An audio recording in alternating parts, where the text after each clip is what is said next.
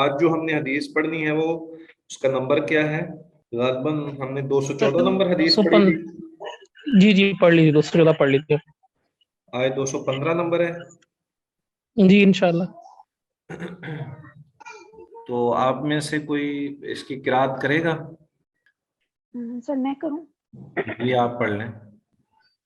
وعن عائشة رضی اللہ تعالی عنہ قالت كان رسول الله صلى الله عليه وسلم يستفتح الصلاة بالتكبير والقراءة بالحمد لله رب العالمين وكان إذا ركع لم يشخص رأسه ولم يصوبه ولكن بين ذلك وكان إذا رفع رأسه من الركوع لم يسجد حتى يستوي قائما وإذا رفع رأسه من السجود لم يسجد حتى يستوي جالسا وكان يقول في كل ركعتين التحيات وكان يفرش رجله اليسرى وينصب اليمنى وكان ينهى عن عقبة الشيطان وينهى أن يفترش الرجل ذراعيه افتراش السبع وكان يختم الصلاة بالتسليم اخرجہ مسلم وله علت. جزاک اللہ خیر. کوئی اور بھی پڑھنا چاہے گا؟ جی سر میں پڑھتا ہوں. جی آپ پڑھ لیں. بسم اللہ. وعن عائشة رضی اللہ تعالی عنہ قالت كان رسول اللہ صلی اللہ علیہ وسلم يستفتح الصلاة بالتکبیر والقراءة بالحمد لله رب العالمين وكان إذا ركع لم يشخص رأسه ولم يصوبه ولكن بين ذلك وكان إذا رفع رأسه من الركوع لم يسجد حتى يستوي قائما وإذا رفع رأسه من السجود لم يسجد حتى يستوي جالسا وكان يقول في كل ركعتين التحية كان يفرش رجله اليسرى وينصب اليمنى وكان ينهى عن عقبة الشيطان وينهى أن يفترش ذراعيه افتراش السبع وكان يختم التسليم اخرجہ مسلم وله علت او كما قال علیہ الصلوۃ والسلام. جزاکم اللہ خیر. اللہ تعالیٰ ہم سب کے لیے اس حدیث کو جو ہم نے پڑھی ہے اس کو بھی نجات کا باعث بنائے اور ہمیں اس پر عمل کرنے کی توفیق نصیب فرمائے. سب سے پہلے تو اس کا ترجمہ ہم دیکھتے ہیں. اللہ تبارک و تعالیٰ سے دعا ہے کہ اللہ تعالیٰ آسان کر دے. بسم اللہ الرحمن الرحیم. ان الحمد للہ نحمده ونستعینه ونستغفره اما بعد. اللهم صل وسلم وبارك على نبيه محمد وعلى آله وأصحابه أجمعين اما بعد.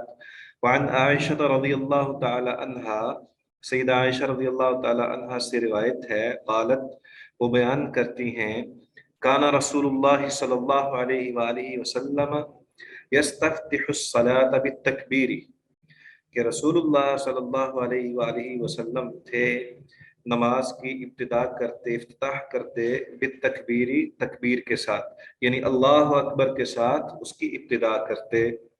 والقراءۃ بالحمد للہ رب العالمین. اب یہاں پہ بلند آواز کا تذکرہ ہے، یعنی پہلے وہ بلند آواز سے اللہ اکبر کہتے اور پھر بلند آواز سے وہ اس سورہ فاتحہ الحمدللہ رب العالمین کی قرات فرماتے. وکان اذا رکع، اور جب آپ علیہ الصلوۃ والسلام رکوع فرماتے، لم یشخص رأسہ ولم یصوبہ، تو اپنا سر مبارک نہ زیادہ اونچا کرتے اور نہ ہی نیچے جھکاتے. ولیکن بین ذالک، لیکن درمیان میں ہی آپ کا سر رہتا، یعنی جو آپ کی پشت تھی، جو آپ کی پشت ہوتی، اس پشت سے سر کو بہت زیادہ بلند نہ کرتے اور نہ ہی زیادہ جھکاتے. وَكَانَ إِذَا رَفَعَ رَأْسَهُ مِنَ الرُّكُوعِ لَمْ يَسْجُدْ، اور جب آپ اٹھاتے اپنے سر کو رکوع سے وہ سجدہ لم یسجد حتی یستوی قائما نہیں سجدہ کرتے تھے یہاں تک کہ آپ سیدھا کھڑا ہو جاتے. وَإِذَا رَفَعَ رَأْسَهُ مِنَ السُّجُودِ اور جب اٹھاتے اپنے سر کو سجدے سے لم یسجد سجدہ نہیں کیا کرتے تھے حتی یستوی جالسا یہاں تک کہ آپ درست انداز سے بالکل برابر ہو کے بیٹھ جاتے. وَكَانَ يَقُولُ فِي كُلِّ رَكَعَتَيْنِ التَّحِيَّةَ اور تھے نبی اکرم صلی اللہ علیہ وآلہ وسلم ہر 2 رکعت کے بعد تحیہ پڑھتے یعنی تشہد پڑھتے. وَكَانَ يَفْتَرِشُ رِجْلَهُ الْيُسْرَى اور آپ علیہ الصلوۃ والسلام اپنے بائیں پاؤں کو زمین پر بچھا لیتے. وَيَنْصِبُ الْيُمْنَى اور دائیں کو کھڑا کر لیتے. وَكَانَ يَنْهَى عَنْ عُقْبَةِ الشَّيْطَانِ اور تھے نبی اکرم صلی اللہ علیہ وآلہ وسلم منع فرماتے عقبۃ الشیطان کہ جس طرح شیطان چوکڑی مارتا ہے اس طرح بیٹھا جائے. وَيَنْهَى أَنْ يَفْتَرِشَ الرَّجُلُ اور منع کرتے یہ کہ آدمی یفترش الرجل ذراعیہ کہ اپنے بازوں کو بچھا لے. افتراش السبع جس طرح درندے اپنے بازوں کو بچھا لیتے ہیں. وَكَانَ يَخْتِمُ الصَّلَاةَ بِالتَّسْلِيمِ اور تھے نبی اکرم صلی اللہ علیہ وآلہ وسلم نماز کی اختتام کرتے السلام علیکم کے ساتھ. اخرجہ مسلم اسے صحیح مسلم نے بیان کیا ہے. وَلَهُ عِلَّةٌ اور اس کی سند معلول ہے یعنی اس کے اندر کوئی نہ کوئی علت ہے علت موجود ہے. تو یہ حدیث غالباً ہم نے پڑھ نہیں لی تھی. جی شیخ محترم پڑھ لی تھی. جی چلیں اللہ تعالیٰ اینڈ اس میں خیر دے دوبارہ پڑھ لی ہے. تو اس کا مطلب شیخ یہی محترم ہے ایک ہاں اس کا مطلب یہ تھا کہ نبی اکرم صلی اللہ علیہ وآلہ وسلم بڑے اطمینان کے ساتھ نماز اپنی پڑھتے اور ابتدا میں جو بیان کیا گیا ہے کہ آپ ابتدا اللہ اکبر سے کرتے اور پھر قرات الحمدللہ رب العالمین سے کرتے.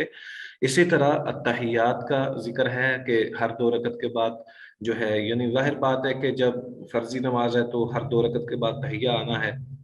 تو اسی طرح نبی اکرم صلی اللہ علیہ وآلہ وسلم نے شیطان جیسا بیٹھنے سے منع کیا ہے اور جس طرح درندے بیٹھتے ہیں اسی طرح بھی جو ہے وہ منع فرمایا ہے نبی اکرم صلی اللہ علیہ وآلہ وسلم نے.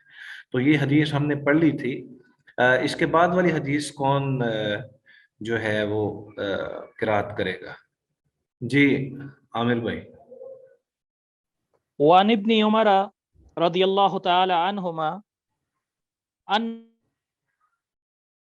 يرفع يديه حذو منكبيه اذا افتتح الصلاة واذا كبر للركوع واذا رفع رأسه من الركوع متفق عليه. وفي حديث أبي حميد عند أبي داود يرفع يديه حتى يحاذي بهما منكبيه ثم يكبر. ولمسلم عن مالك بن حويرث رضي الله تعالى عنه نحو حديث ابن عمر لكن قال حتى يحاذي بهما فروع أذنيه. جی شیخ مطلب جی جزاکم اللہ خیر. کوئی اور ساتھی اس کو ان کو پڑھنا چاہے گا اس روایت کو؟ سر میں پڑھ دوں؟ جی کوئی نہ کوئی تو ضرور ہی پڑھے نا. جی. وعن ابن عمر رضی اللہ عنہ ان النبی کان یرفع یدیہ حذو منکبیہ اذا افتتح الصلاة واذا کبر للرکوع واذا رفع رأسه من الرکوع متفق علیہ. وفی حدیث ابی حمید عند ابی داود یرفع یدیہ حتی یحاذی بہما منکبیہ ثم یکبر. ولمسلم عن مالک من الحویرث رضی اللہ عنہ نحو حدیث ابن عمر قال حتی یحاذی بہما فروع اذنیہ. جی جزاکم اللہ خیر. احسن اللہ علیکم. اس حدیث کو بیان کرنے والے جو ہیں وہ 3 افراد ہیں. ٹھیک ہے. ایک تو ابن عمر رضی اللہ عنہما ہیں. دوسری حدیث میں ابی حمید رضی اللہ عنہ ہے اور مسلم کے اندر مالک بن حویرث رضی اللہ تعالی عنہ ہیں.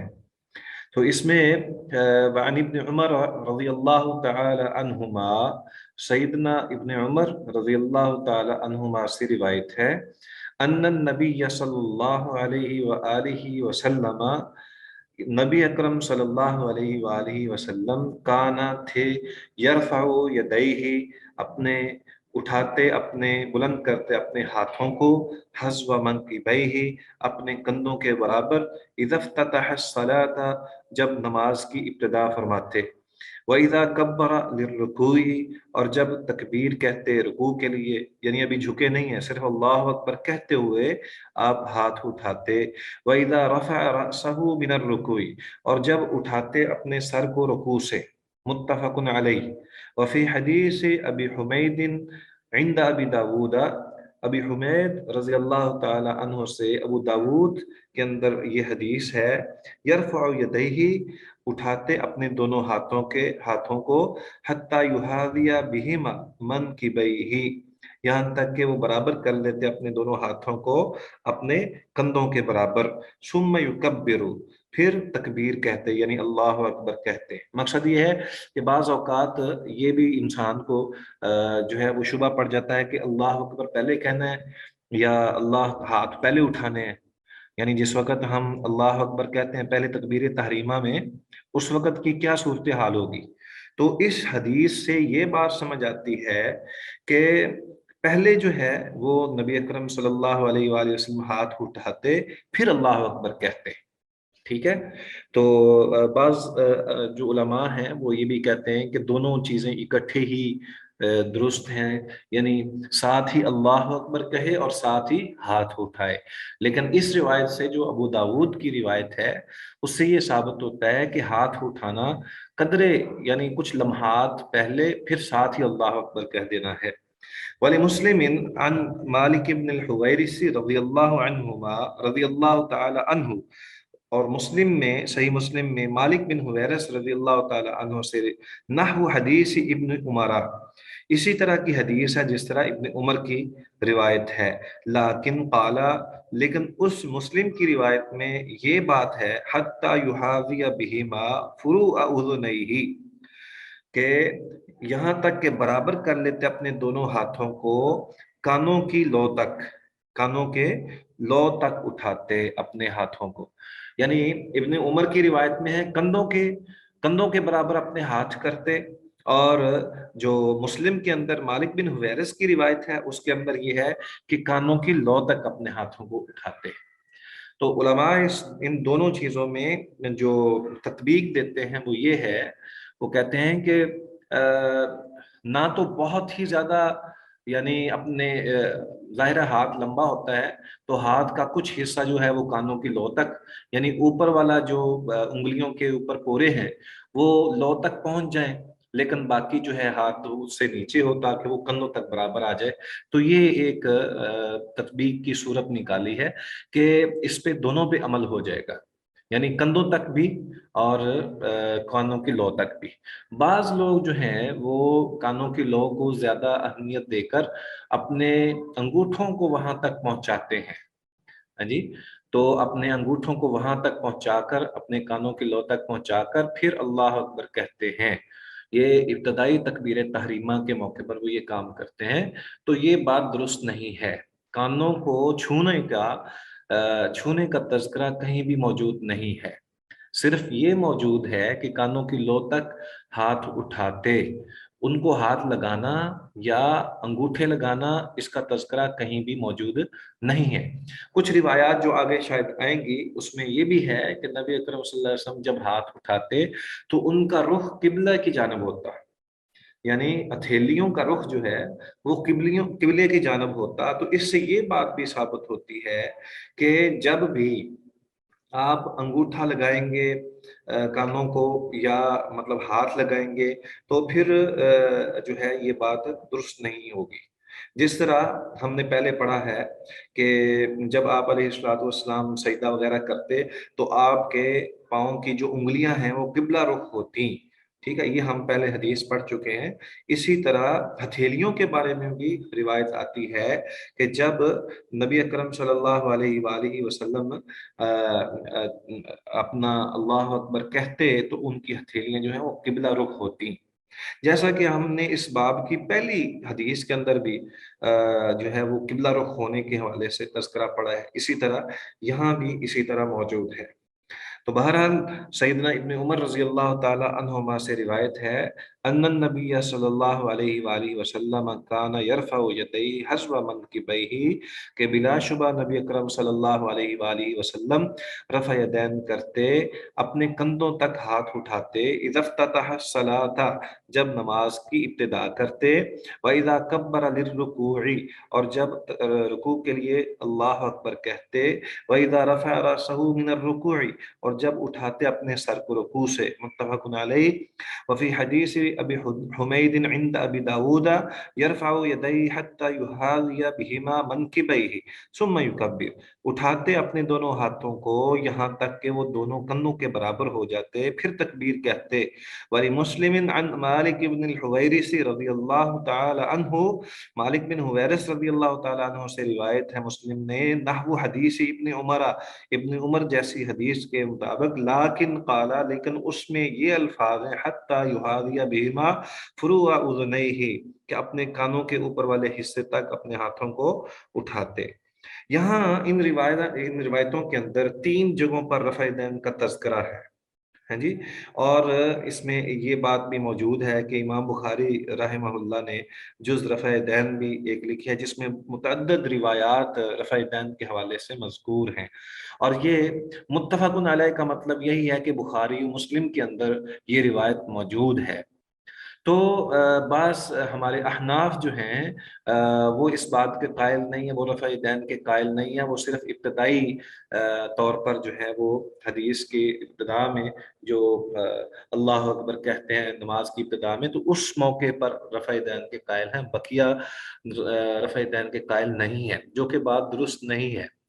ان کو ظاہر بات ہے کہ ان کا ایک اپنا ایک منہج ہے، اس منہج کے مطابق وہ یہ موقف رکھتے ہیں کہ کچھ صحابہ ایسے ہیں جو کہ فقیہ نہیں تھے، جن میں حضرت ابو ہریرہ رضی اللہ تعالیٰ عنہ اور ابن عمر وغیرہ رضی اللہ عنہم، یہ اس طرح کے بہت سارے متعدد صحابہ، ان کی روایتوں کو وہ اس لیے انکار کر دیتے ہیں کہ جی وہ فقیہ نہیں تھے، اور انہوں نے اپنی طرف سے شرائط رکھی ہیں، یہ بات درست نہیں ہے، محل نظر ہے۔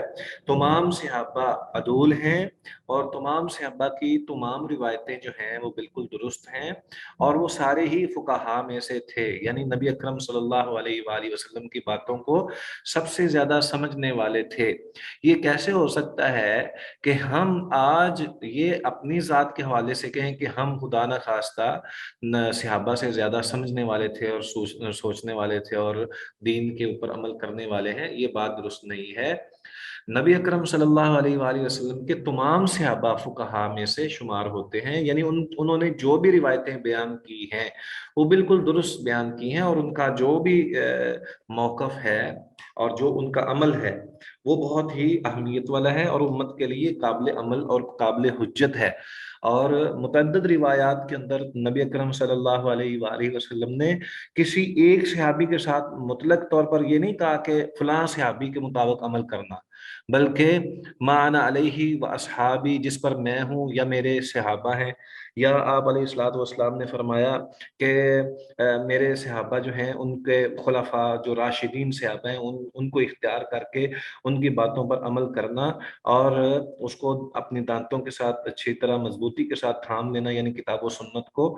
یہ اس طرح دیگر مختلف روایات کے اندر نبی اکرم صلی اللہ علیہ وسلم نے اپنے صحابہ کی عدالت کا تذکرہ کیا، اور ان کی جو بیان کی گئی احادیث ہیں ان کو بھی سراہا ہے، اور اس کو قبولیت کے لیے لوگوں کو جو ہے وہ ایک راہ تجویز کی ہے۔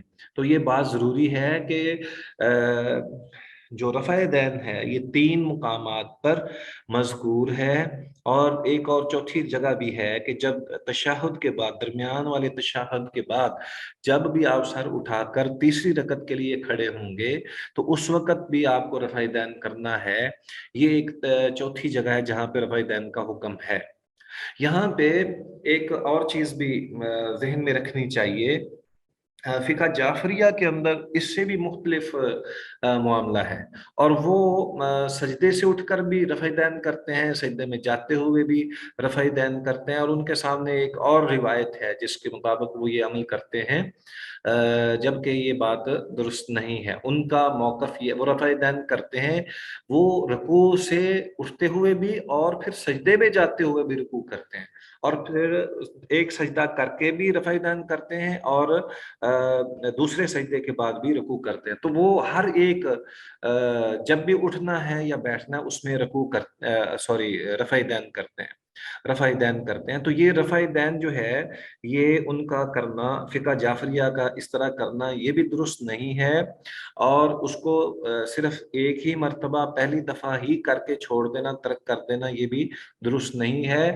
نبی اکرم صلی اللہ علیہ وسلم کی جو مذکورہ روایتیں ہیں ان میں 3 مرتبہ رفع دین کا حکم دیا گیا ہے، اور چوتھی مرتبہ ایک دوسری روایت کے مطابق جہاں ہم 2 رکعتیں پڑھ کے تشہد بیٹھتے ہیں، تشہد کے بعد جب تیسری کے لیے اٹھتے ہیں تو پھر رفع دین کرنا ہے۔ تو یہ 4 مواقع ہیں جہاں پہ رفع دین کرنا ہے۔ اس بارے میں کوئی آپ کے ذہن میں سوال ہو تو وہ آپ پوچھ سکتے ہیں۔ سر جو یہ 3 وتر کے ہوتی ہیں رکعت ہوتی ہے، اس کی رکعت میں ہوتا ہے رفع دین یا اس میں نہیں ہوتا؟ 3 رکعتوں سے مراد سر وتر کی جو 3 رکعت پڑھتے ہیں، ہاں، وطر کی جو 3 رکعتیں پڑھتے ہیں تو اس میں درمیان میں تحیات نہیں پڑھتے نا، ہم تینوں اکٹھی پڑھ لیتے ہیں، اس میں تشہد تو ہے نہیں۔ جی ٹھیک، وہ تشہد کے ساتھ وہ بائنڈنگ ہے۔ جی وہ تشہد کے ساتھ خاص ہوگا۔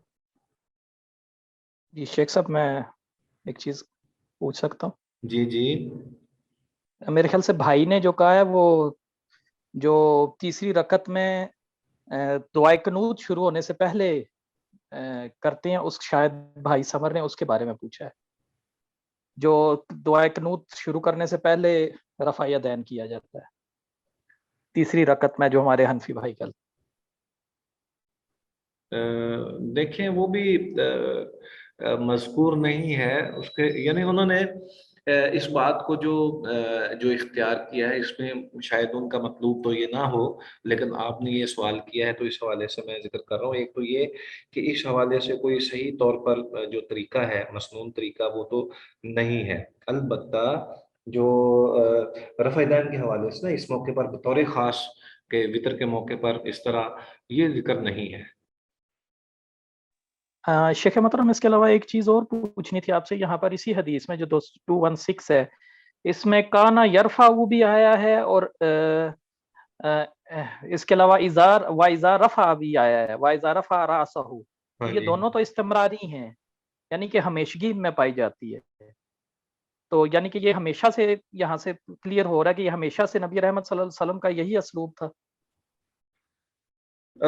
اذا جب آتا ہے نا جی، تو اذا کے ساتھ جب رفع آئے نا، اذا رفع راسہ، جب اٹھاتے سر کو، تو یہ اسی طرح ہی ہے، صرف رفع کہنے سے نہیں بلکہ اس کے ساتھ جو اذا آیا ہے نا، اس سے یہ ثابت ہوتا ہے کہ یہ اس پہ دوام ہے اور ہمیشگی ہے۔ ٹھیک ہے جی، جزاک اللہ خیر۔ اور سر میرا ایک کوشچن ہے کہ آپ نے ابھی 3 مواقع بتائے نا رفع یدین کے، یعنی جی تکبیر تحریمہ اور رکوع میں جانے سے پہلے اور اس کے بعد سیدھے کھڑے ہونے کے بعد، جی، تو یہ چوتھی کون سی ہے؟ چوتھا مقام وہ ہے کہ جب ہم نے 3 رکعتیں یا 4 رکعتیں پڑھنی ہو، یعنی مغرب کی نماز پڑھنی ہو یا عشاء یا ظہر اثر کی پڑھنی ہو، تو جب ہم درمیان والا اتحیات پڑھ لیتے ہیں، اتحیات کے بعد جب ہم تیسری رکعت کے لیے اٹھتے ہیں تو اس موقع پر ہم نے رفع دین کرنا ہے۔ ٹھیک ہے جی احباب، اب آگے اگلی جو حدیث وائل بن حجر والی ہے وہ کون قرات کرے گا؟ جی بسم اللہ۔ وعن وائل ابن حجر رضی اللہ تعالی عنہ قال صلیت مع النبی صلی اللہ علیہ وآلہ وسلم فوضع يده اليمنى على يده اليسرى على صدره اخرجه ابن خزیمہ او كما قال علیہ الصلوۃ والسلام۔ یہ ایک دو چیزیں میں آپ کے سامنے جو ہے وہ رکھنا چاہوں گا۔ جو ہمارے بعض احباب ان چیزوں کو تذکرہ کرتے ہیں رفع دین کے حوالے سے، پہلی بات تو یہ ہے کہ احناف کا 2-3 طرح کا موقف آتا ہے۔ ایک تو یہ کہ وہ کہتے ہیں کہ جی چونکہ نبی اکرم صلی اللہ علیہ وآلہ وسلم رفع دین اس وقت کیا کرتے تھے جب کفار جو ہیں وہ آپ کے بغل میں بت اٹکا دیا کرتے تھے، تو پھر نبی اکرم صلی اللہ علیہ وسلم جو ہے وہ اس انداز سے ہاتھ اٹھاتے تھے۔ یہ ایک دلیل وہ بیان کرتے ہیں، جبکہ یہ بات درست نہیں ہے۔ اس کی وجہ یہ ہے، بنیادی طور پر اس کی وجہ یہ ہے کہ یہ جو نماز کے بارے میں جو یہ روایات ہمارے سامنے آ رہی ہیں، کچھ صحابہ وہ ہیں جو کہ ہجرت کے بعد سے جو ہیں وہ یہ روایتیں ذکر کر رہے ہیں، ٹھیک ہے۔ جیسے ابن عمر ہے رضی اللہ تعالی عنہ، اگرچہ یہ ہجرت سے پہلے پیدا ہو چکے تھے اور ان کی عمر جو ہے وہ 15 سال غزوہ احد کے موقع پر ہوئی ہے، تو یہ ہجرت کے موقع پر 10 سے 11 سال کی عمر میں تھے، 10-11 سال کی عمر میں تھے، لیکن ان کا جو روایت بیان کرنے کا وقت ہے وہ بعد والا ہے، اور جب جیسا کہ حدیث کے اندر جو اذا رفع راسہ سے بھی یہ ثابت ہوتا ہے کہ جب بھی نبی اکرم صلی اللہ علیہ وآلہ وسلم، اور کانا سے بھی یہ ثابت ہوتا ہے کہ یہ ایک گزشتہ عمل کے بارے میں بیان کیا جا رہا ہے۔ گزشتہ عمل سے مراد یہ ہے کہ نبی اکرم صلی اللہ علیہ وسلم کی وفات کے بعد اس بات کا تذکرہ کیا گیا ہے، یعنی یہ روایت جو ہے یہ آپ صلی اللہ علیہ وسلم کی موجودگی کے بارے میں یا موجودگی میں بیان نہیں کی گئی، بلکہ بعد میں بیان کی گئی ہے۔ دوسری بات یہ ہے کہ مالک بن حویرث رضی اللہ تعالیٰ عنہ اور ابی حمید رضی اللہ تعالیٰ عنہ اور دیگر کئی صحابہ ہیں جن سے یہ رفع دین کے روایتیں موجود ہیں، اس لیے یہ ممکن نہیں ہے کہ نبی اکرم صلی اللہ علیہ وآلہ وسلم کا 10 سال کا عرصہ گزرا ہو اور اس 10 سال کے اندر جو کہ مدینہ میں ہے ہجرت کے بعد والا، تو کسی کافر کو یہ جرت ہو کہ وہ نبی اکرم صلی اللہ علیہ وسلم کے بغل میں ایسا جو ہے وہ کام کر سکے، اتنا تو ممکن ہی نہیں ہے، کیونکہ نبی اکرم صلی اللہ علیہ وسلم کے حوالے سے یہ بات کہیں بھی مذکور بھی نہیں ہے کہ کسی مکہ میں بھی کسی ایسے کافر نے یہ کام کیا ہو۔ اس بات کا تذکرہ آتا ہے مکے میں کہ نبی اکرم صلی اللہ علیہ وسلم سجدے میں گئے تو آپ صلی اللہ علیہ وسلم کے پشت پر اوجری رکھ دی گئی، اور سیدہ فاطمہ رضی اللہ تعالیٰ عنہ اس وقت بالکل چھوٹی تھیں، تو اس موقع پر جو ہے انہوں نے پھر اپنا شور کیا، تو پھر حضرت ابوبکر صدیق رضی اللہ تعالیٰ عنہ آئے اور انہوں نے، تو یہ تو روایت ملتی ہے، لیکن یہ کہیں نہیں ہے کہ مکہ میں بھی بت جو ہیں وہ نبی اکرم صلی اللہ علیہ وسلم کے بغل میں رکھ دیے جاتے، اس کا تذکرہ کہیں بھی تاریخ میں، اسلامی تاریخ میں نہیں ملتا۔ اور یہ ویسے بھی بعید القیاس ہے کہ نبی اکرم صلی اللہ علیہ وسلم کے ساتھ ایسا ہوا ہو، اور احادیث بیان کرنے والے جو ہیں وہ اس بات کی طرف اشارہ کر رہے ہیں کہ یہ آخری مواقع پر بھی نبی اکرم صلی اللہ علیہ وسلم نے رفع دین کیا۔ تو کچھ اس حدیث کا جواب بھی دیتے ہیں، کچھ لوگ ان احادیث کا جواب بھی دیتے ہیں کہ جی یہ جو ہے وہ منسوخ ہو چکی ہیں، اور پہلے نبی اکرم صلی اللہ علیہ وسلم جو ہے وہ رفع دین کرتے تھے، بعد میں نہیں کرتے، بعد میں آپ نے نہیں کیا۔ اس کی دلیل وہ یہ دیتے ہیں کہ چونکہ باقی جیسا کہ ہم نے پہلے پڑھا ہے نا، جس طرح یہ پچھلی روایت ہم نے پڑھی ہے اس کے اندر قرات اور الحمد شریف کا تذکرہ ہے اور رکوع کا حوالہ ہے اور سجدے کا ذکر ہے، تو جو اس کا انکار کرنے والے ہیں وہ یہ کہتے ہیں کہ دیکھیں جی وہ بھی تو روایت ہے، اس میں رفع دین کا تذکرہ نہیں ہے، تو جب وہاں رفع دین کا تذکرہ نہیں ہے تو اس کا مطلب یہ ہے کہ کبھی کرتے تھے کبھی نہیں کرتے تھے، اور جو پہلا وقت تھا اس وقت کرتے تھے، بعد میں یہ منسوخ ہو گیا تو نہیں کرتے تھے۔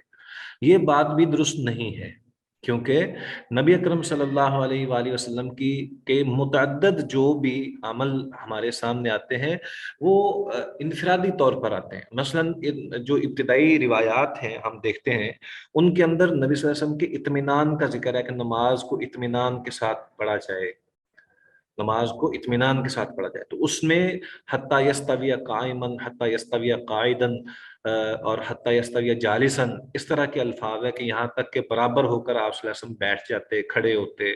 तो ये अंदाज है। तो इसका मतलब ये नहीं है कि उसमें एक ही हदीस में सारी चीजें बयान कर दी गई हों। जैसा कि अगर आप हदीस जाबर को पढ़ेंगे ना, जो कि खुतबा हज के हवाले से है या हज के सफर के हवाले से हदीस जाबर है, वो कहते हैं कि सबसे तवील हदीस है, जिसके अंदर सैयदना जाबर रज़ियल्लाहु ताला अन्हु ने नबी अकरम सल्लल्लाहु अलैहि वसल्लम का तकरीबन सारा हज जो है वो बयान किया है। हालांकि उसमें भी वो सारी चीजें नहीं है जो नबी अकरम सल्लल्लाहु अलैहि वसल्लम ने वहां पे अमल किए हैं, लेकिन इसके बावजूद वो एक किस्म की एक इस्नादी हैसियत से एक लंबी हदीस है, जिसमें बहुत सारे वाकयात नबी सल्लल्लाहु अलैहि वसल्लम के वो मज़कूर हैं। लेकिन नमाज के हवाले से कि बाकायदा एक एक दुआ को जिक्र किया जाए, आपकी एक एक हरकत को जिक्र किया जाए, और आपके एक एक अमल को, और यानी इत्मीनान को, और फिर नमाज से पहले और बाद में, और जैसा कि हमने दुआ इस्तिफ्ताह पढ़ी हैं वो भी जिक्र किया जाए, ये सारी चीजें तो कहीं भी एक जगह इकट्ठी नहीं है। इसलिए ये कह देना कि दूसरी रिवायतों के अंदर इसका जिक्र नहीं है, इससे ये साबित होता है कि पहले ये रफ़ा दैन जो है वो था, बाद में मनसूख हो गया, ये बात दुरुस्त नहीं है। तीसरा एक और भी इस हवाले से ये तज़किरा किया जाता है कि नबी अकरम सल्लल्लाहु अलैहि वसल्लम जो हैं, उन्होंने रफ़ा दैन उस वक़्त किया, एक रिवायत के अंदर आता है कि आप सल्लल्लाहु अलैहि वसल्लम ने मना फरमाया कि इस तरह अपने हाथों को बुलंद ना करो जिस तरह घोड़े की जो दुम है वो हरकत करती है। तो ये एक रिवायत बड़ी जो है वो जिक्र की जाती है। इस हवाले से अहनाफ इस बात का तज़किरा करते हैं कि नबी सल्लल्लाहु अलैहि वसल्लम ने बल्कि इस बात से मना किया है रफ़ा दैन से। तो उन्होंने कहा है कि इस तरह हाथ ना उठाया करो जिस तरह घोड़ा अपनी दुम को हिलाता है। तो इससे ये साबित होता है कि ये बात दुरुस्त नहीं है। हालांकि अगर देखा जाए तो इसमें ये बात भी समझने वाली है कि घोड़ा दुम हिलाता किस तरह है, वो तो दाएं बाएं हिलाता है, ना कि ऊपर नीचे। और अगर बतौर खास नबी अकरम सल्लल्लाहु अलैहि वसल्लम से ये चीज जो है यही मतलूब होती कि रफ़ा दैन ना करो, तो आप सल्लल्लाहु अलैहि वसल्लम बतौर खास इस बात का तज़किरा करते कि इस तरह करना जो है वो मना है, हालांकि खुद नबी अकरम सल्लल्लाहु अलैहि वसल्लम से ये अमल मौजूद है। तो ये सारी चीजें जो है इस बात की दलील हैं कि जो जिक्र किया जाता है जिस बात का कि रफ़ा दैन जो है या मनसूख हो गया है, पहले मौजूद था, या इस तरह करना ममानत मना है, या कुछ रिवायतों में है और कुछ में नहीं है, ये सारी बातें तकल्लुफन है। हकीकत में नबी अकरम सल्लल्लाहु अलैहि वसल्लम हर नमाज के अंदर रफ़ा दैन किया करते थे। ठीक है जी। अगली हदीस जो हमने जिसकी किरात की है, कोई साथी और इसकी किरात कर सकता है? वाइल बिन हुजर रजी अल्लाह ताला अन्हु की। وعن وائل بن حجر رضي الله تعالى عنه قال صليت مع النبي فوضع يده اليمنى على يده اليسرى على صدره أخرجه ابن خزيمة. जी, जज़ाकुमुल्लाह खैर। वाइल बिन हुजर रजी अल्लाह ताला अन्हु की ये रिवायत है। वो बयान करते हैं, वअन वाइल इब्न हुजर रज़ियल्लाहु ताला अन्हु क़ाला, सैयदना वाइल बिन हुजर रज़ियल्लाहु ताला अन्हु रिवायत करते हैं, सल्लैतु मअन नबी सल्लल्लाहु अलैहि वसल्लम, मैंने नमाज पढ़ी नबी अकरम सल्लल्लाहु अलैहि वसल्लम के साथ। फवज़ा यदहुल युमना, तो रखा आपने अपना दायां हाथ, अला यदिहिल युसरा, बाएं हाथ पर, अला सदरिही, अपने सीने पर। अखरजहु इब्न खुज़ैमा, इसे इब्न खुज़ैमा ने बयान किया है, रिवायत बयान की है। ये एक ऐसी रिवायत है जिसमें हमें नबी अकरम सल्लल्लाहु अलैहि वसल्लम के हाथ बांधने का तज़किरा इसमें मिलता है। नबी अकरम सल्लल्लाहु अलैहि वसल्लम के हाथ बांधने का इसमें तज़किरा मिलता है। ये बात जहन में रहे कि इमाम मालिक रहमहुल्लाह से इस बात की तरफ जो है वो कहा जाता है, इमाम साहब हाथ छोड़कर नमाज पढ़ा करते थे। इस बिना पर जितने भी मालकी होते हैं वो सारे हाथ छोड़कर नमाज पढ़ने के कायल हैं, ये बात दुरुस्त नहीं है। تو ہاتھ باندھنے کہاں ہیں، اس بارے میں علی صدری ہی اس بات کی طرف اشارہ ہے کہ نبی اکرم صلی اللہ علیہ وآلہ وسلم اپنے ہاتھ سینے پر باندھتے تھے، اور کہیں کہیں کچھ ایسی روایتیں بھی ملتی ہیں کہ فوق السرہ یعنی ناف کے اوپر ہاتھ باندھنے کا تذکرہ ملتا ہے۔ کچھ ایسی روایتیں ہیں جس میں تحت السرہ کا لفظ آیا ہے، جو کہ سند کے اعتبار سے درست نہیں ہے۔ تو جمہور علماء اور صحابہ و تابعین کا موقف یہ ہے کہ جس میں سینے کے اوپر ہاتھ باندھنے کا ذکر ہے، اور اس حوالے سے علامہ ابن عبد البر نے لکھا ہے کہ اس کے خلاف کوئی بھی عمل نہیں ہے۔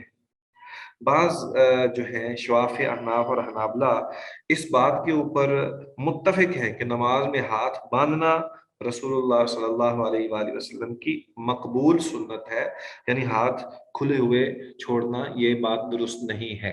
تو ہم پڑھ رہے تھے کہ 3 ایسے مواقع ہیں یا 3 ایسی صورتحال ہیں جس کے بارے میں یہ آتا ہے کہ نبی اکرم صلی اللہ علیہ وآلہ وسلم نے 3 طرح سے ہاتھ باندھنے کے حوالے سے روایتیں موجود ہیں۔ ایک تو یہ کہ نبی اکرم صلی اللہ علیہ وآلہ وسلم نے، جیسے یہ روایت ہم نے پڑھی ہے کہ سینے پر ہاتھ باندھے۔ دوسری روایت وہ کہ جس میں تحت السرہ کے الفاظ ہیں، جو روایت اس حوالے سے قوی نہیں ہے اور مضبوط سند کے اعتبار سے وہ درست یا بہت مضبوط نہیں ہے۔ اور تیسری روایت جو ہے جس کے اندر نبی اکرم صلی اللہ علیہ وآلہ وسلم کے حوالے سے آتا ہے کہ آپ صلی اللہ علیہ وسلم نے ہتھیلی پر ہتھیلی رکھی۔ ایک اور بھی روایت جس میں ہاتھ باندھنے کے حوالے سے ذکر ہے کہ فوق السرہ یا فوق صدر یا علی صدر علی صدری ہی، یہ الفاظ ہیں۔ اور اسی طرح ایک یہ بھی ہیں کہ ہتھیلی پر ہتھیلی، اور ایک الفاظ یہ بھی ہیں کہ جس میں اس بات کا ذکر ہے کہ نبی صلی اللہ علیہ وسلم نے اپنے یہ جو کوہنیوں کے ساتھ والی جگہ ہے اس کے اوپر ہاتھ رکھے، اس پہ ہتھیلی اپنی رکھی۔ اور ایک اور روایت ہے جس کے اندر یہ جو انسان کی کلائی ہے، کلائی کے اوپر کلائی کے حوالے سے بھی روایت موجود ہے۔ تو یہ ساری روایتیں جو ہیں یہ موجود ہیں، ان میں 3 طریقے جو ہیں وہ بالکل درست ہیں، 3 طریقے بالکل درست ہیں۔ پہلا طریقہ یہ جو روایت ہم نے پڑھی ہے مذکورہ، کہ جس میں ہاتھ پر ہاتھ رکھنا اور اس کو سینے کے اوپر باندھنا، ہاتھ پر یعنی ہتھیلی پر ہتھیلی رکھ کر سینے پر باندھنے کا تذکرہ ملتا ہے، تو یہ ایک طریقہ ہو گیا۔ دوسرا طریقہ یہ ہے کہ فوق السرہ ہو، یعنی ہاتھ جو ہیں وہ ناف سے اوپر باندھے جائیں، لیکن اس میں یہ ہے کہ کلائی کے اوپر کلائی آئی ہے، یا پھر آپ علیہ الصلوۃ والسلام نے اپنے ہاتھوں کو کوہنی کے اوپر جو ہے وہ ہاتھ رکھے ہیں۔ کوہنی کو پکڑنا نہیں ہے بلکہ کوہنی کے اوپر ہاتھ رکھنے کا ذکر ہے۔ اور دوسرا یہ تحت السرہ کی جو روایت ہے اس کے حوالے سے بھی آیا ہے۔ تو یہ مختلف روایتیں ہیں، ان تمام روایتوں کو اگر ہم جمع کریں اور ان کا خلاصہ جو ہے وہ دیکھیں تو اس کا مطلب یہ ہے کہ 3 طریقے تو بالکل درست ہیں، لیکن تحت السرہ والی روایت جو ہے یہ بات درست نہیں ہے۔ تحت السرہ والی جو روایت ہے وہ نبی اکرم صلی اللہ علیہ وآلہ وسلم کی طرف اس کی نسبت کی گئی ہے، وہ سندن درست نہیں ہے، کمزور ہے۔ تو باقی 3 طریقے جو ہیں وہ اپنائے جا سکتے ہیں، اس میں ہتھیلی پر ہتھیلی رکھ کر سینے پر رکھنا، اور یا کلائی کے اوپر کلائی رکھ کر ناف کے اوپر باندھنا، یا پھر یہ ہے کہ ہم جو ہے وہ کوہنیوں تک اپنے ہاتھوں کو لمبا کر کے اپنے ناف کے اوپر باندھیں۔ تو یہ تینوں طریقے درست ہیں اور جائز ہیں۔ اس روایت کے اندر جو چیز ہمیں ملتی ہے وہ یہ ہے کہ وائل بن حجر رضی اللہ تعالیٰ عنہ کہتے ہیں کہ صلیت مع النبی صلی اللہ علیہ وآلہ وسلم، میں نے نماز پڑھی نبی اکرم صلی اللہ علیہ وآلہ وسلم کے ساتھ، فوضع یدہ الیمنی علی یدہ الیسری علی صدرہ، تو رکھا آپ نے دایاں ہاتھ اپنے بائیں ہاتھ پر سینے کے اوپر، اخرجہ ابن خزیمہ۔ تو امام صاحب کا جو موقف ہے یہاں پر اس بات کی طرف اشارہ ہے کہ یہ تحت سرہ سے مراد ناف کے نیچے सुर्रा कहते हैं नाफ को, और फोकस सुर्रा जो है उसका मतलब है नाफ के ऊपर, और तहत सुर्रा नाफ के नीचे। तो ये इसमें एक बात ये भी है कि कुछ लोग जो हैं अहनाफ इस बात की तरफ इशारा करते हैं कि ख्वातीन जो हैं वो तो सीने पर हाथ बांधेंगी, लेकिन मर्द हजरात जो हैं वो नाफ के नीचे हाथ बांधेंगे। तो ये बात दुरुस्त नहीं है। इसमें मर्द व ख्वातीन की नमाज में इस हवाले से कोई फर्क नहीं है। तो जैसे औरतों ने सीने पर हाथ बांधना इस हदीस पर अमल करते हुए करना है, इसी तरह मर्दों के लिए भी लाजम है कि वो उस हदीस पर अमल करते हुए सीने पर हाथ बांधें। तो इस बारे में अगर कोई आपके ज़हन में सवाल है तो आप पूछ सकते हैं। सर इसमें दोनों तरीके फिर होंगे, यानी कि वो नाफ पे जो हाथ बांधते हैं वो मतलब उसके आई थिंक उसके ऊपर या नीचे करके वो भी उसमें होगा इंक्लूड, और सीने वाला भी होगा, दोनों तरीके से पढ़ सकते हैं? नहीं, ये बात बिल्कुल वाज़ेह है कि नाफ के नीचे हाथ बांधने वाली जो रिवायत है वो ज़ईफ है। मैंने इसलिए तस्करा किया ताकि आपके इल्म में रहे कि इसको हुज्जत बनाया जाता है। अहनाफ इस हदीस को जो नाफ के नीचे हाथ बांधने वाली है उसको वो हुज्जत बनाते हैं, दलील बनाते हैं, लेकिन वो दुरुस्त बात नहीं है, वो ज़ईफ रिवायत है। सही रिवायत जो है वो एक तो सीने पर हाथ बांधने के बारे में ज्यादा रिवायतें मौजूद हैं, ठीक है। दूसरा फौका सुर्रा यानी नाफ के ऊपर हाथ बांधने के हवाले से रिवायतें ज्यादा मज़कूर हैं, ठीक है।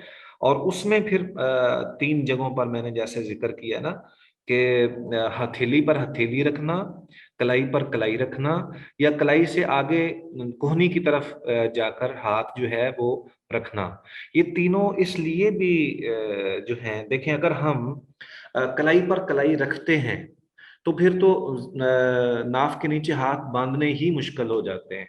चे जाए कि हम हथेली कलाई के बाद अगली जानब यानी कोहनियों तक हाथ को ले जाएं, तो वो तो फिर बिल औला हम किसी सूरत में भी नाफ के नीचे हाथ नहीं बांध सकते। अगर नीचे बांधेंगे तो सीधा खड़ा नहीं हुआ जाएगा।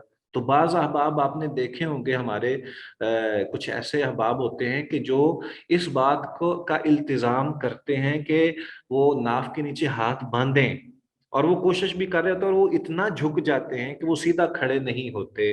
और सीधा खड़े ना होना ये हत्ता तादिला काइमन के खिलाफ है। जो हदीस मसीह सलात की जो रिवायत है जो हम पहले पढ़ चुके हैं, जिसके अंदर इस बात का हुक्म है हत्ता तादिला काइमन, कि यहाँ तक कि वो बिल्कुल सीधा खड़ा हो जाए, उसके खिलाफ ये अमल हो जाता है। तो जो शख्स हथेली पर हथेली रख कर जेरे नाफ हाथ बांधे वो तो सीधा खड़ा हो सकता है, और जो कलाई पर कलाई रखकर हाथ बांधे वो हाथ बांधे ही नहीं जाते, वो तो ऐसे हो जाता है जैसे कैंची होती है, ठीक है। और वो हाथ बांध, या फिर दूसरी सूरत ये है कि वो झुक जाएगा, और तीसरी सूरत तो अगर नाक के नीचे हाथ बांधने हैं और बिल्कुल जो है वो जैसे कलाई से भी आगे हाथ लेकर जाने हैं, कोहनियों तक हाथ लेकर जाने हैं, तो वो तो बिल औला मुमकिन ही नहीं है कि वो सीधा खड़ा हो सके, और उस हदीस पर तो अमल ही मुमकिन नहीं।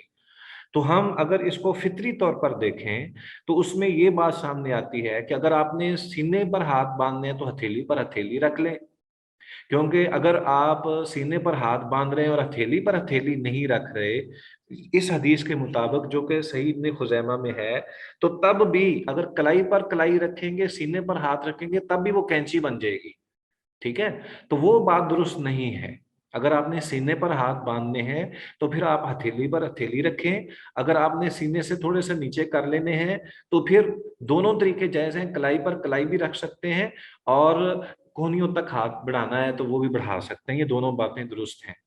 और होता ये है, अमूमन ये होता है, इसमें जो एतदाल वाली बात है वो ये है कि हर एक का कद मुख्तलिफ होता है और जिस्म के मोटापे का अंदाज मुख्तलिफ होता है, और जो कद होता है वो मुख्तलिफ होता है। तो इंसान के जो हाथों की पैमाइश है, लंबाई है, वो कद के बराबर होती है। यानी अगर आप देखें कि आपके एक उंगली के एक पोरे से लेकर दूसरे पोरे तक अगर आप पैमाइश करें तो ये बिल्कुल उतना ही है जितना आपका कद होता है। तो जितना आदमी स्लिम होगा, हाथ आगे बढ़ जाएगा कलाई की तरफ, اور جتنا وہ موٹا ہوگا اتنا ہاتھ جو ہے وہ ہتھیلی کی طرف آئے گا، کلائی کی طرف آئے گا. تو یہ ساری فطری چیزیں بھی ہیں کچھ جس کے مطابق انسان عمل کر سکتا ہے. تو جس طرح بھی مناسب ہو وہ صحیح ہے، لیکن زیر ناف انسان کا ہاتھ کو نیچے کر کے باندھنا اور پھر وہ اس پر عمل کر سکے، یہ ویسے بھی محال ہے.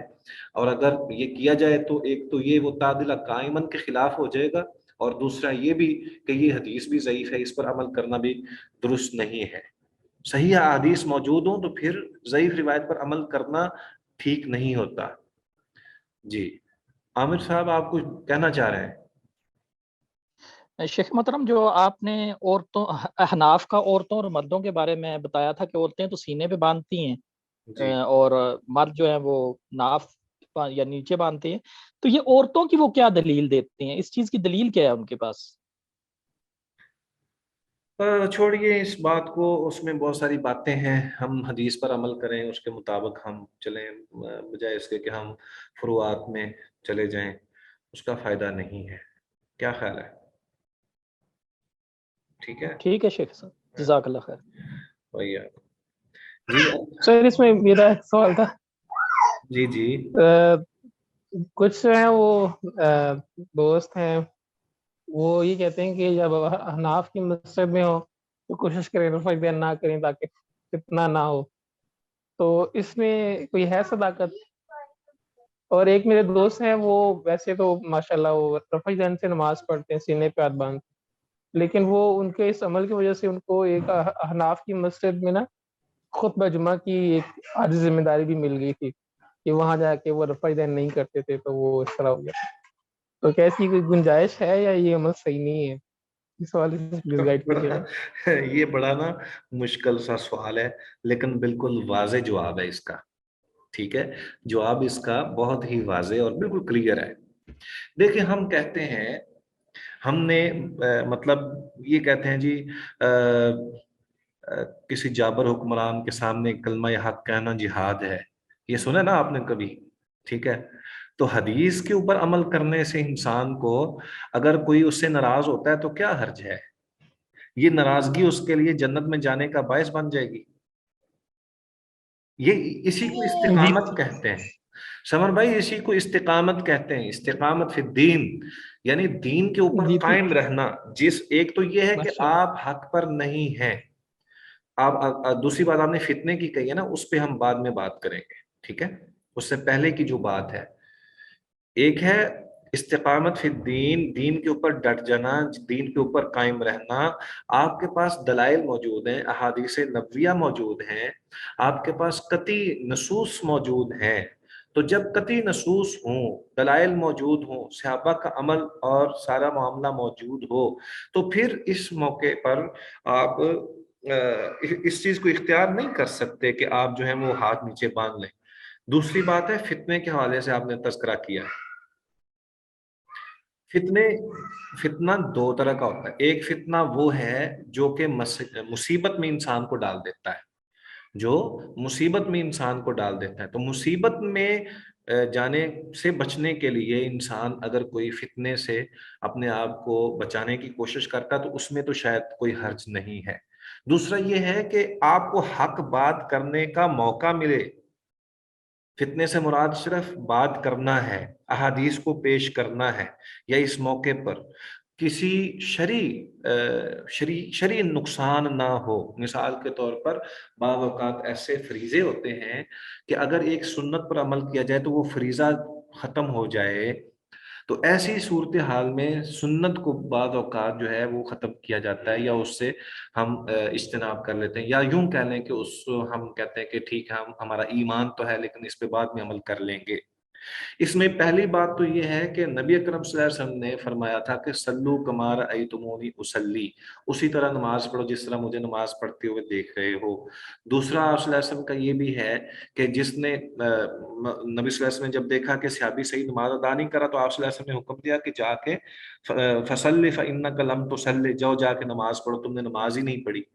تو اگر تو یہ معاملہ ہو تو پھر تو بات درست نہیں. البتہ بعض فریضے ایسے ہوتے ہیں کہ جیسے کہ انسان راہ جہاد میں ہے اور سامنے دشمن ہے تو اس موقع پر اگر ہاتھ نہ بھی ہلائے تو کوئی حرج نہیں ہے، اگر ہاتھ نہ بھی باندھے تو تب بھی کوئی حرج نہیں ہے. یعنی یہ ایک ایسا موقع ہے کہ جس میں انسان کو اپنی جان بچانا یا امت کو یا اپنے علاقے کو بچانا فرض ہے. ایسی صورتحال میں تو جائز ہے. لیکن یہ جو اختیار کیا جاتا ہے نا آج کل کے دور میں جاب کے حصول کے لیے انسان جو ہے وہ سنت کو چھوڑ دے، یہ بات درست نہیں ہے. کیا خیال ہے؟ اس میں کوئی اور ساتھی بھی پارٹیسپیٹ کرے گا اس بات؟ جی آپ میں سے کوئی بات کرنا چاہ رہا تھا؟ جی سوال؟ صاحب جی جی میں بس یہ کہہ رہا تھا کہ آپ نے نا بڑا اس کا اعتدال کے ساتھ جواب دیا ہے اور اس کا جواب بھی مجھے مل گیا، اور انشاءاللہ اس میں یہ ہے کہ آپ بھی دعا کیجیے گا اللہ تعالیٰ میں استقامت عطا فرمائے. شیخ صاحب یہاں ایک بات میں اضافہ پوچھنا چاہوں گا. جس طرح آپ ہمارے ہاں یہاں کچھ جمعے ہوتے ہیں جو کہ کمپنیز کے اندر ہوتے ہیں، جی جی جیسے پاکستان، انڈیا، بنگلہ دیش وغیرہ سے لوگ آئے ہوتے ہیں تو وہاں پہ جمعے ہوتے ہیں. تو وہاں پہ بعض اوقات اذان تو سنگل ہی دی جاتی ہے، یعنی ترجیح والی نہیں دی جاتی. تو بعض اوقات کوئی ساتھی کھڑے ہو جاتے ہیں تکبیر کے لیے تو وہ دوہری تکبیر کہہ دیتے ہیں. تو اس میں آپ کی کیا رائے ہے؟ کیونکہ میں نے یہاں پوچھا تھا تو علماء نے یہی کہا تھا کہ دونوں سنت سے ثابت ہیں. بہتر یہی ہے کہ اگر ترجیح والی ہو تو اس کے ساتھ ڈبل تکبیر کہی جائے، لیکن اگر سنگل کے ساتھ بھی اگر کسی نے کہہ دیا تو کوئی مسئلہ نہیں ہے. تو میں یہ چیز آپ سے پوچھنا چاہ رہا تھا. جو آپ کو جواب ملا میرا بھی وہی جواب تھا. جزاک اللہ خیر. اللہ تعالیٰ آپ کو خوش رکھے، جزائے خیر عطا فرمائے.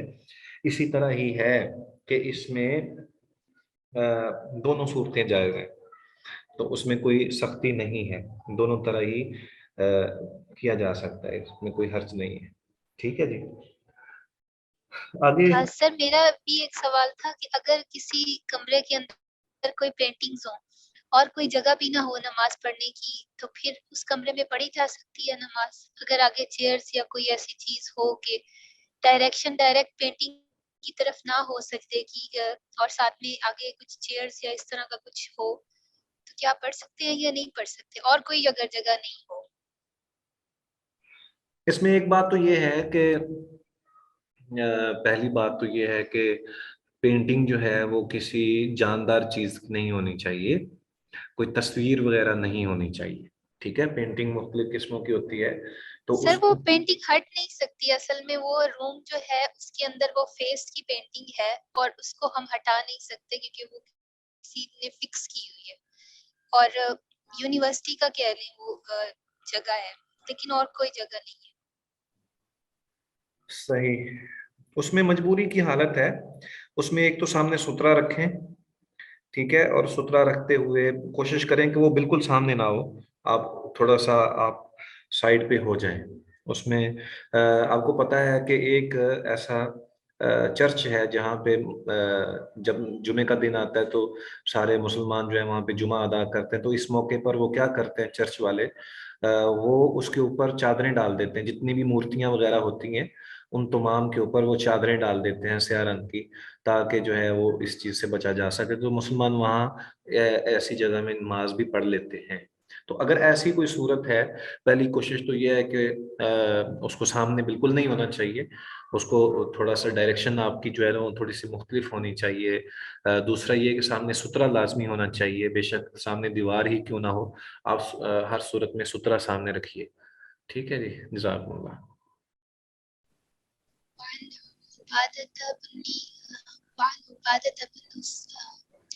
عبادة بن الصامت رضي الله تعالى عنه قال قال رسول الله صلى الله عليه وسلم لا صلاة لمن لم يقرأ بأم القرآن متفق عليه.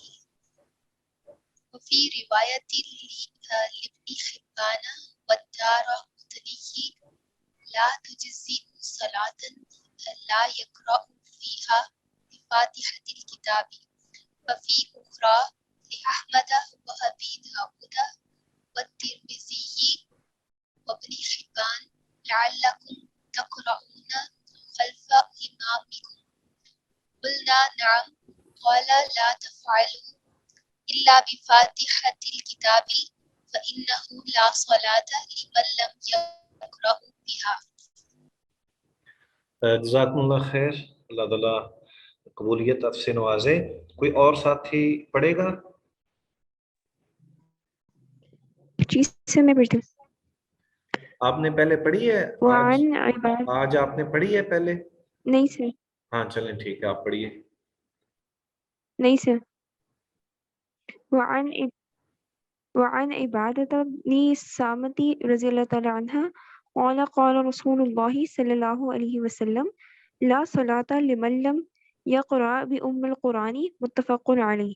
وفي رواية لابن حبان والدارقطني لا تجزي صلاة لا يقرأ فيها بفاتحة الكتاب. وفي أخرى لأحمد وأبي داود والترمذي وابن حبان لعلكم تقرؤون خلف إمامكم. قلنا نعم. قال لا تفعلوا إلا بفاتحة الكتاب فإنه لا صلاة لمن لم يقرأ بها. جزاک اللہ خیر. سب سے پہلی بات میں نے آپ کو پہلے بھی اس بات کی طرف اشارہ کیا تھا، گزارش یہ ہے کہ آپ سب جتنے بھی احباب اسٹوڈنٹس ہوتے ہیں کوشش کیجئے کہ آپ پارٹیسپیٹ کریں، کم از کم ایک دفعہ حدیث پڑھی جائے. ٹھیک ہے؟ تو میں دوبارہ اس لیے بھی کہتا ہوں تاکہ اگر کوئی ایک دفعہ سن کر دوبارہ پڑھنا چاہے تو اس کے لیے بھی آسانی ہو جائے. یعنی پہلی دفعہ اگر کسی نے پڑھی ہے تو جو تھوڑا سا اس میں صحیح طور پر ضبط کا اہتمام نہیں کر سکتا، یعنی تشکیل کے حوالے سے وہ صحیح طرح ادائیگی اس کی درست نہیں ہے، تو ایک دفعہ سن کر ہی کم از کم ضرور پڑھے، کیونکہ یہ بہت ہی اہم ہے. ہمارے کچھ اسٹوڈنٹس ایسے ہیں جو کہ اس چیز کا اہتمام نہیں کرتے. ہمارے لیے یہ سب سے زیادہ اہم بات یہ ہے کہ ہم ضرور حدیث کی قرات کریں، اس سے جو ہے وہ بہت ہی زیادہ ہمارے لیے فائدہ ہوگا، ہمارے آنے والے وقت میں بہتری ہوگی. تو بالکل ہی خاموشی اختیار کرنا یہ بات مناسب نہیں لگتی. کوشش کریں، اللہ تعالیٰ مدد فرمائے گا انشاءاللہ کہ آپ کوئی نہ کوئی ضرور پڑھیں، اور ایک دن میں یعنی ایک دن میں جو آپ سب ہیں جتنا بھی ہو سکے میکسیمم ضرور پڑھا کیجئے. ٹھیک ہے جی. وان عبادہ بن صامت رضی اللہ تعالی عنہ، سیدنا عبادہ بن صامت رضی اللہ تعالی عنہ سے روایت ہے، قال رسول اللہ صلی اللہ علیہ وآلہ وسلم، کہ رسول اللہ صلی اللہ علیہ وآلہ وسلم نے ارشاد فرمایا، لا صلاۃ لمن لم یقرأ بأم القرآن، نہیں ہے نماز اس شخص کی جس نے ام القرآن نہ پڑھی. ٹھیک ہے؟ ام القرآن سے مراد نماز کے اندر سورہ فاتحہ کا نہ پڑھنا ہے. ام القرآن سورہ فاتحہ کا ایک نام ہے، سورہ فاتحہ کا ایک نام ام القرآن بھی ہے. تو نبی اکرم صلی اللہ علیہ وآلہ وسلم نے فرمایا کہ اس شخص کی کوئی نماز ہی نہیں ہے کہ جو شخص ام القرآن نہیں پڑھتا نماز میں. متفق علیہ، بخاری مسلم کی یہ روایت ہے. وفی روایت ابن حبان والدارقطنی، ابن حبان اور دارقطنی میں یہ روایت ہے کہ لا تجزئ صلاۃ لا یقرأ فیہا بفاتحۃ الکتاب. ابن حبان اور دارقطنی میں روایت ہے کہ جس نماز میں سورہ فاتحہ نہ پڑھی جائے وہ نماز کافی نہیں ہوتی. لا تجزئ نہیں کافی، صلاۃ نماز، لا یقرأ نہ پڑھی جائے، فیہا اس نماز میں، بفاتحۃ الکتاب سورہ فاتحہ. ٹھیک ہے جی. وفی اخری لاحمد وابی داود والترمذی وابن حبان، کہ ایک اور روایت میں امام احمد کے اندر یعنی مسند احمد کے اندر، ابو داود کے ہاں اور ترمذی کے ہاں اور ابن حبان کے ہاں ہے، لعلکم تقرؤون خلف امامکم، نبی اکرم صلی اللہ علیہ وسلم نے کہا شاید کہ تم پڑھتے ہو کچھ امام کے پیچھے. قلنا نعم، ہم نے کہا جی ہاں. قال، تو آپ صلی اللہ علیہ وسلم نے ارشاد فرمایا، لا تفعلوا الا بفاتحۃ الکتاب، نہ تم پڑھا کرو مگر فاتحۃ الکتاب، فإنه لا صلاۃ لمن لم یقرأ بها، کیونکہ اس شخص کی نماز نہیں ہے جو اس کی قرات نہ کرے. ٹھیک ہے جی. اس میں یہ تینوں مختلف روایتیں اور بہت ساری کتابوں کے اندر مذکور ہیں. متفق علیہ بخاری مسلم، ابن حبان، دار قطنی، ابو داود، مسند احمد، امام ترمذی کی سنن ترمذی اور ابن حبان کے اندر دوسری روایت بھی موجود ہے. ان تمام احادیث کی کتب کے اندر اس بات کا تذکرہ موجود ہے کہ نماز جو ہے وہ سورہ فاتحہ کے بغیر ہوتی ہی نہیں ہے. سورہ فاتحہ کے بغیر نماز نہیں ہوتی. ام القرآن سے مراد بھی سورہ فاتحہ ہے، اور اسی طرح فاتحۃ الکتاب کا مطلب بھی سورہ فاتحہ ہے. تو کسی میں ہے کہ وہ نماز مکمل نہیں ہوتی اور کسی میں ہے کہ نماز ہوتی ہی نہیں ہے. بسم اللہ الرحمن الرحیم. ہم نے جو روایتیں ابھی پڑھی ہیں ان کے اندر سیدنا عبادہ بن صامت رضی اللہ تعالی عنہ کی روایت ہے، جس کے اندر لا صلاۃ لمن لم یقرأ بأم القرآن کا ذکر ہے، اور یہ متفق علیہ ہے. اسی طرح ابن حبان اور دارقطنی کی روایت میں ہے کہ لا تجزئ صلاۃ لا یقرأ فیہا بفاتحۃ الکتاب. اسی طرح نبی اکرم صلی اللہ علیہ وآلہ وسلم ایک دفعہ نماز پڑھا رہے تھے تو آپ صلی اللہ علیہ وسلم کے پیچھے آوازیں بلند ہونا شروع ہوئیں. تو نبی اکرم صلی اللہ علیہ وسلم کو یہ ذرا تھوڑا سا دشوار لگا.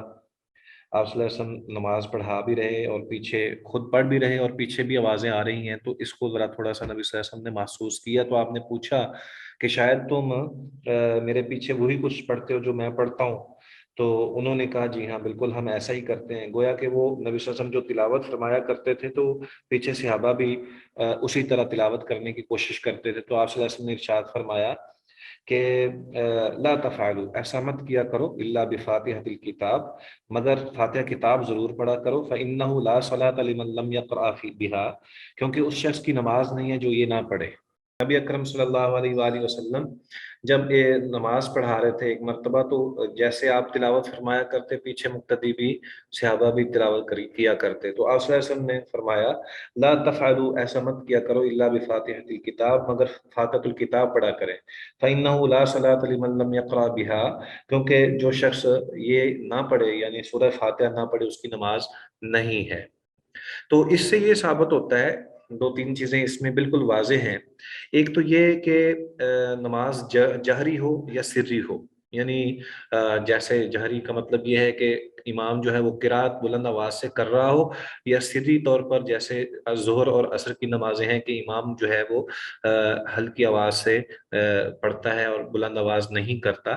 تو ان دونوں صورتوں میں، اور پھر اگر امام کے پیچھے انسان نماز پڑھ رہا ہے یا انفرادی طور پر اپنی نماز پڑھ رہا ہے، ان دونوں صورتوں میں، ان چاروں حقیقتوں میں جب بھی انسان نماز پڑھے گا تو اس میں وہ سورہ فاتحہ ضرور پڑھے گا. اسی طرح اگر نفلی نماز ہے یا فرضی نماز ہے، تو جو بھی نماز آپ نے ادا کرنی ہے ان تمام نمازوں کے اندر ہر رکعت میں سورہ فاتحہ کا پڑھنا لازم ہے اور فرض ہے.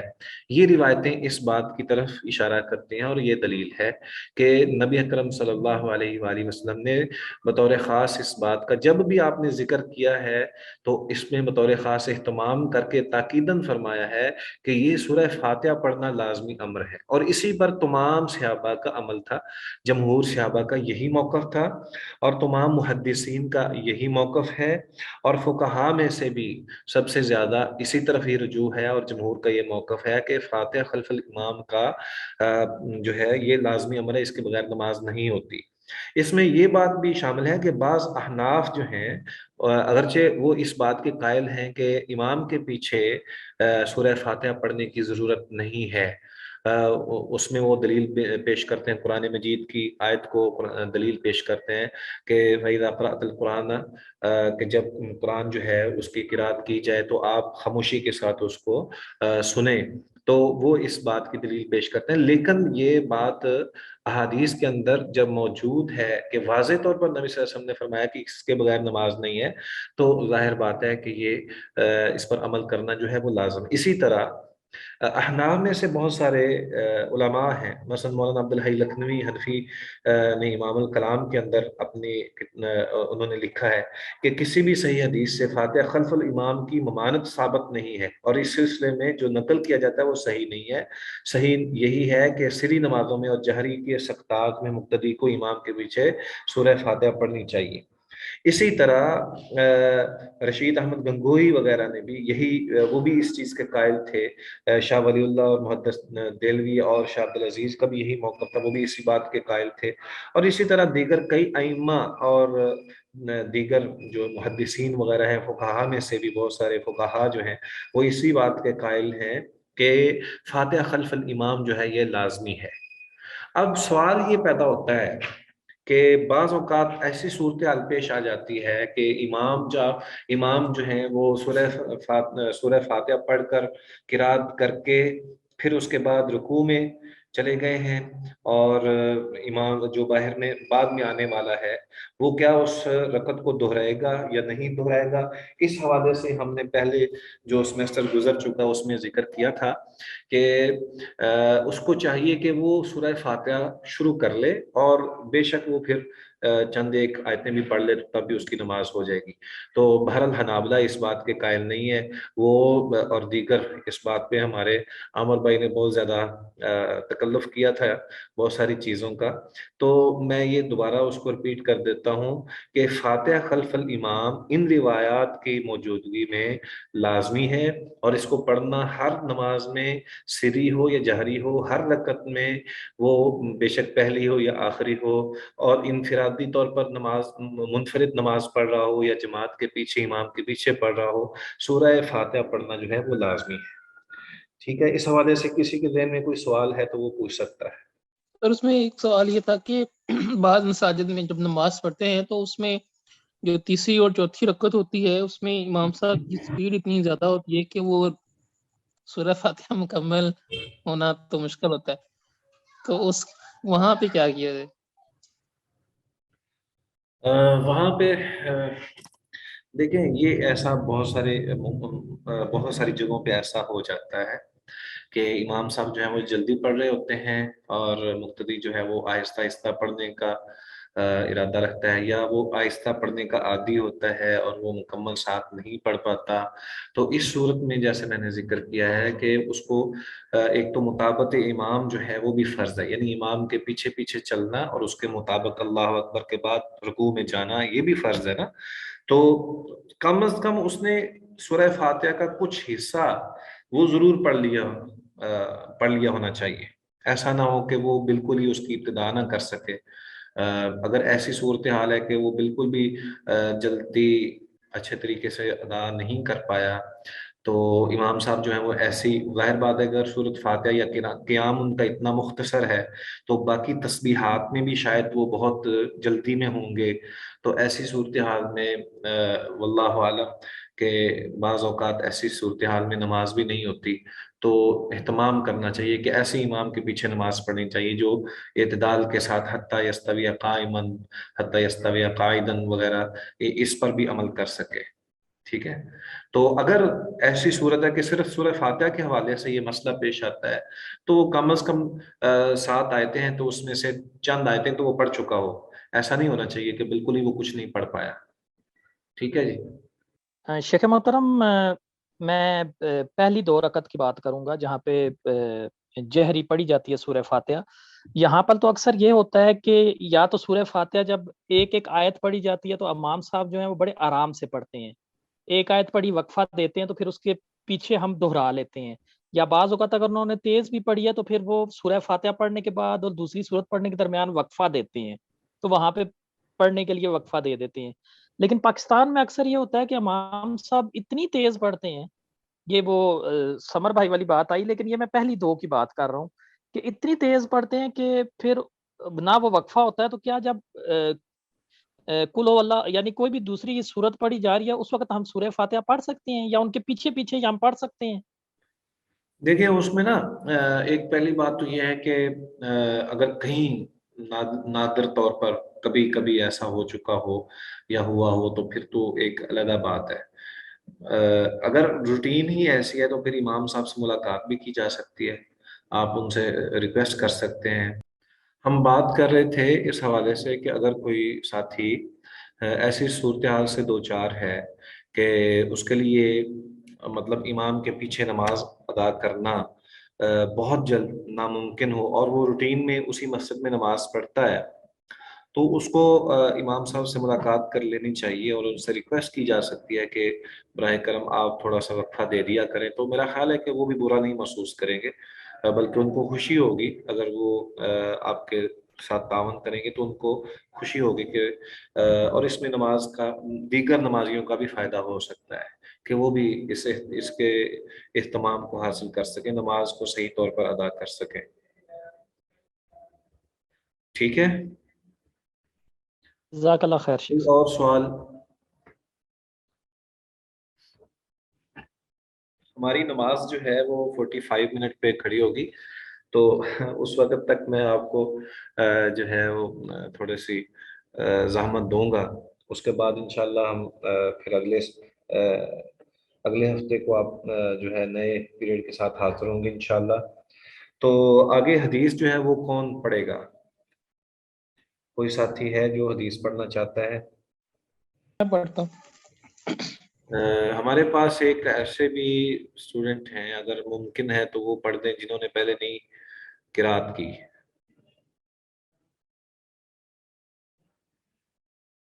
اگر ان کے پاس کتاب نہیں ہے تو پھر الگ بات ہے، آپ میں سے کوئی بھی پڑھ سکتا ہے۔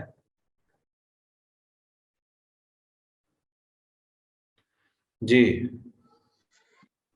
جی میں پڑھتا ہوں۔ جی پڑھیے۔ وعن انس رضی اللہ تعالی عنہ ان النبی صلی اللہ علیہ وسلم و ابا بکر و عمر كانوا يفتتحون الصلاة بالحمد لله رب العالمين متفق علیہ۔ زاد مسلم لا يذكرون بسم الله الرحمن الرحيم في اول قراءة ولا في آخرها۔ وفي رواية لأحمد والنسائی وابن خزیمة لا يجهرون بسم الله الرحمن الرحيم۔ وفي أخرى لابن خزيمة كانوا يسرون۔ وعلى هذا يحمل النفي في رواية مسلم خلافا لمن أعلها۔ وعن انس رضی اللہ تعالی عنہ، سیدنا انس بن مالک رضی اللہ تعالی عنہ سے روایت ہے، ان النبی صلی اللہ علیہ وآلہ وسلم، نبی اکرم صلی اللہ علیہ وآلہ وسلم تھے، و ابا بکر و عمر، اور ابو بکر و عمر رضی اللہ عنہما، کانوا یفتتحون الصلاۃ، کہ وہ ابتدا کرتے، افتتاح کرتے نماز کا، بالحمد للہ رب العالمین، الحمد للہ رب العالمین سے، متفق علیہ، اسے بخاری مسلم نے روایت کیا ہے۔ زادہ مسلم، صحیح مسلم نے اس کو اضافہ کیا ہے، لا یذکرون بسم اللہ الرحمن الرحیم فی اول قراءۃ ولا فی آخرها، کہ اس افتتاح صلاۃ میں پہلے بسم اللہ الرحمن الرحیم کا اضافہ آپ صلی اللہ علیہ وسلم نہیں کیا کرتے تھے، یعنی الحمد شریف پڑھنے سے پہلے بلند آواز سے تو ہم نے پڑھا تھا زادہ مسلم، صحیح مسلم میں اس بات کا اضافہ ہے، لا یذکرون بسم اللہ الرحمن الرحیم، کہ اس میں ذکر نہیں ہے بسم اللہ الرحمن الرحیم کا، فی اول قراءۃ ولا فی آخرہا، کہ نبی اکرم صلی اللہ علیہ وآلہ وسلم سورہ فاتحہ سے پہلے بھی بسم اللہ نہیں پڑھتے تھے، اور دوسری جو سورت شروع کی جاتی ہے اس سے پہلے بھی بسم اللہ نہیں پڑھا کرتے تھے، یعنی سورہ فاتحہ سے پہلے بھی بسم اللہ نہیں اور اس کے بعد بھی نہیں، یعنی اگلی سورت شروع کرنے سے پہلے بھی بلند آواز سے بسم اللہ نہیں پڑھا کرتے تھے۔ وفی روایت لأحمد والنسائی وابن خزیمہ، اور امام احمد، مسند احمد، سنن نسائی اور ابن خزیمہ، صحیح ابن خزیمہ کے اندر مذکور ہے، لا یجہرون بسم اللہ الرحمن الرحیم، کہ نبی اکرم صلی اللہ علیہ وآلہ وسلم بسم اللہ الرحمن الرحیم کو جہری طور پر اونچی آواز سے نہیں پڑھا کرتے تھے۔ وفی اخرى لابن خزیمہ، ابن خزیمہ میں ایک دوسری جگہ پہ ہے، کانوا یسرون، کہ نبی اکرم صلی اللہ علیہ وآلہ وسلم بسم اللہ کو پوشیدہ رکھتے تھے۔ وعلى هذا يحمل النفي في روایت مسلم خلافا لمن اعلها، اس پر صحیح مسلم کی روایت کی نفی کو محمول کیا جائے گا، بخلاف ان لوگوں کی جنہوں نے اسے معلول کہا ہے، یعنی اس روایت کو ہی وہ صحیح نہیں کہتے. تو اس کا مطلب یہ ہے کہ یہ کانو یسرون کا مطلب یہ ہے کہ نبی اکرم صلی اللہ علیہ وسلم لا یجہرون، کہ اس کو جہری طور پر یعنی بلند آواز سے بسم اللہ کی تلاوت نہیں کیا کرتے تھے. تو احباب گرامی، یہ آج کی حدیث آخری حدیث ہے. انشاءاللہ العزیز ہم دوبارہ آئندہ جو ہے وہ اگلی حدیث سے ابتدا کریں گے. تو ان احادیث کی روشنی میں ہمیں یہ بات سمجھ آتی ہے کہ بسم اللہ الرحمن الرحیم جب امام جو ہے وہ بلند آواز سے نماز پڑھا رہا ہو تو بسم اللہ الرحمن الرحیم کو بلند آواز سے پڑھنا یہ نبی اکرم صلی اللہ علیہ وسلم کی سنت نہیں ہے. اللہ تبارک و تعالی ہمیں اس پر عمل کرنے کی توفیق عطا فرمائے، اور جو پڑھا سنا اور بیان کیا ہے اللہ تعالیٰ اس کو قبول و منظور فرمائے. ٹھیک ہے جی، جزاکم اللہ خیر، احسن اللہ علیکم، بارک اللہ فیکم و شکراً. انشاءاللہ آئندہ ہفتے ہم دوبارہ اگلی حدیث سے شروع کریں گے. ٹھیک ہے جی، السلام علیکم ورحمۃ اللہ وبرکاتہ.